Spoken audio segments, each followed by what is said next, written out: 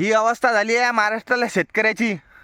आणि तुम्ही म्हणता की शेतकऱ्याच्या हितासाठी कर्जमाफी केली आहे. अहो तो शेतकरी पहा त्या कृषी सेवा केंद्राच्या बाहेर झोपलाय सकाळी 3 वाजतापासून. कशासाठी? की मला खत मिळालं पाहिजे म्हणून. अहो ही अवस्था करून ठेवली आहे तुम्ही महाराष्ट्रातल्या शेतकऱ्यासाठी. फाशीवर चढून ठेवला आहे तुम्ही महाराष्ट्रातल्या शेतकऱ्यांना. त्यांना योग्य हमी भाव नाही आहे. त्यांच्या शेतीमालाला हमी भाव नाही आहे व्यवस्थित.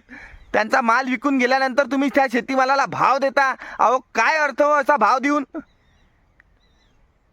अहो राबून तो शेतकरी शेतामध्ये अन्न पिकवतो.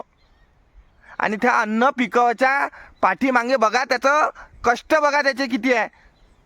झोपलेला आहे तो माणूस सकाळीपासून 3 वाजता पाठीपासून तो युरिया भेटासाठी खत भेटासाठी लाईनीमध्ये लागलाय.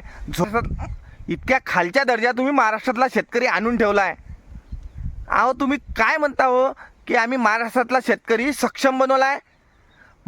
महाराष्ट्रातल्या शेतकऱ्याच्या हितासाठी आम्ही कर्जमाफी केली आहे. अहो कुठून कर्जमाफी केली आहे तुम्ही शेतकऱ्याच्या हितासाठी? अहो 1756 तुम्ही अटी लावलेल्या आहे.